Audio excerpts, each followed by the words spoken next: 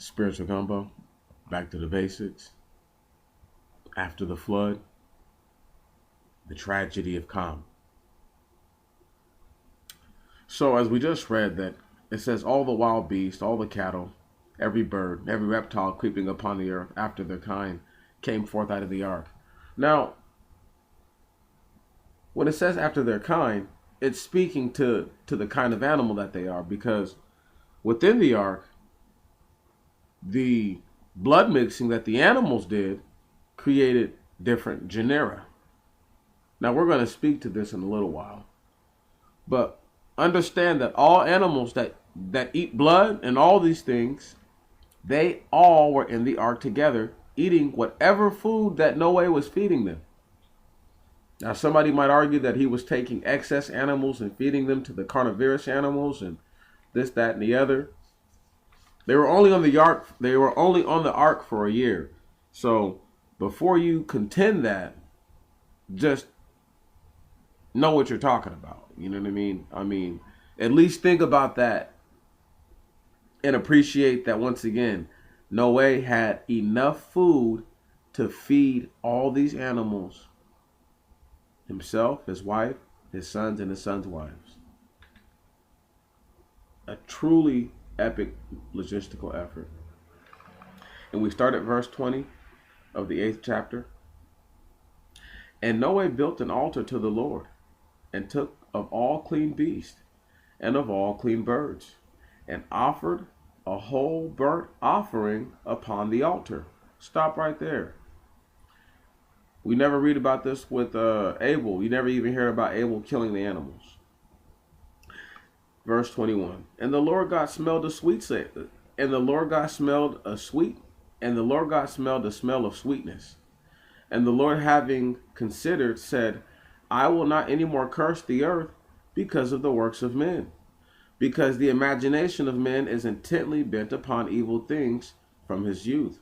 I will not therefore any more smite all living flesh as I have done. All the days of the earth, seed and harvest, cold and heat, summer and spring, shall not cease by day or night.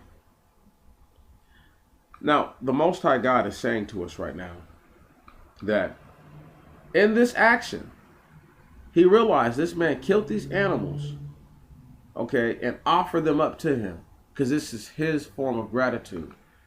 It's an evil thing. The Most High God realizes it, but he's like, he did it for me, so I'm not going to kill them based on the things that they do, okay, trying to please me.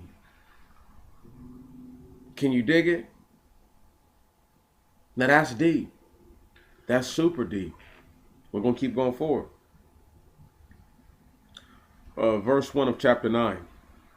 And God blessed Noah and his sons, and said to them, increase and multiply, and fill the earth, and have dominion over it.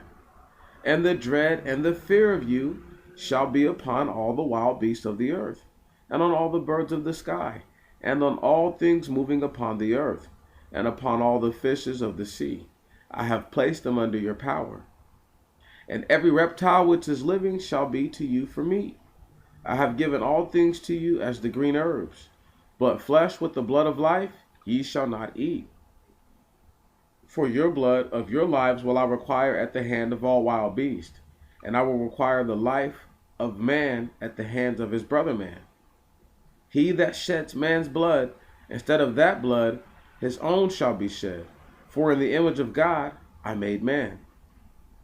But do ye increase and multiply, and fill the earth, and have dominion over it. Stop right there for half a second. Let's go back and let's read when the Most High God says, and all things which have the breath of life, and whatever was on the dry land died. Please understand, there would be no need for the Most High God to tell you that something with the breath of life died. Obviously it died. When it says whatever was on the dry land, the whatever is indicative of anything else outside of something with the breath of life in it. meaning that there were things that did not have the breath of life in it. Now, and it also is indicative that was everything on the dry land, so anything that was within the earth. And there's several different reasons why people could have already been within the earth, because the giants could have scared them into the middle of the earth. But we're not going to talk about that.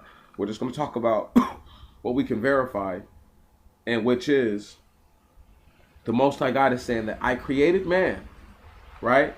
And it's speaking to both men, but he's saying that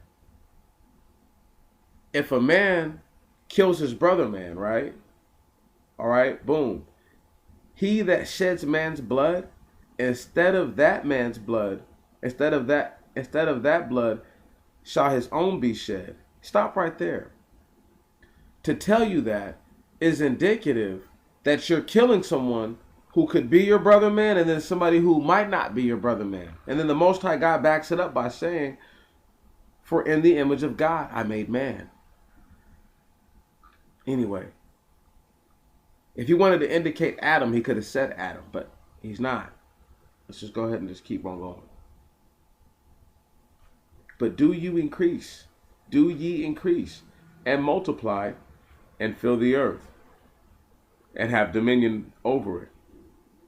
And God spoke to Noah and to his sons with him, saying, and behold, I establish with you my covenant.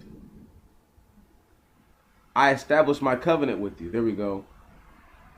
With you and with your seed after you, and with every living creature with you, of the birds and of beasts, and with all the wild beasts of the earth, as many as are with you, of all that came out of the ark.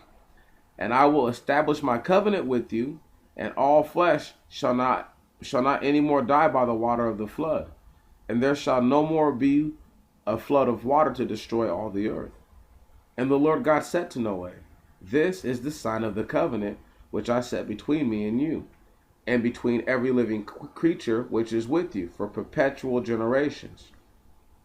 I set my bow in the cloud, and it shall be a sign for a covenant between me and the earth. And it shall be when I gather clouds upon the earth, that my bow shall be seen in the cloud. And I will remember my covenant which is between me and you, and between every living soul and all flesh. And there shall no longer be water for a deluge, so as to blot out all flesh. So I want to speak to that real quick, because the gay community takes this and they run with it, and they try to say that it's some kind of sign of love. But really, it's twisted what they say, because the Most High God won't kill us because he remembers his promise as he sees it all over this world. It's so deep. That's why judgment has to happen. But we're just going to keep it pushing.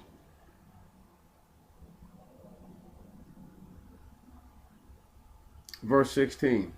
And my bow shall be in the cloud, and I will look to remember the everlasting covenant between me and the earth, and between every living soul and all flesh which is upon the earth. And God said to Noah, this is the sign of the covenant which I have made between me and all flesh which is upon the earth.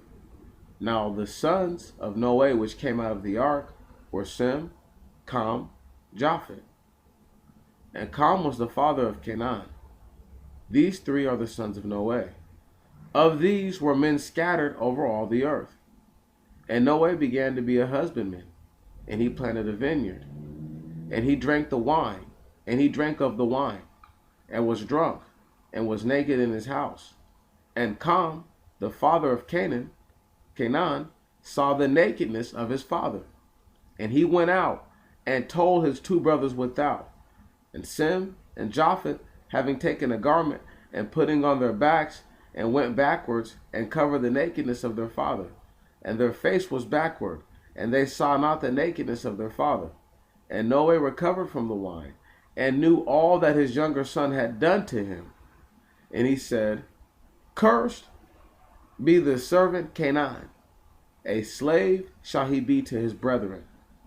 And he said, blessed be the Lord God of Sem, and Chanaan shall be his bondservant. May God make room for Japheth, and let him dwell in the habitations of Sem, and let Canaan be his servant. Don't worry, we're going to go over all this real soon. Spiritual Gumbo. Wow.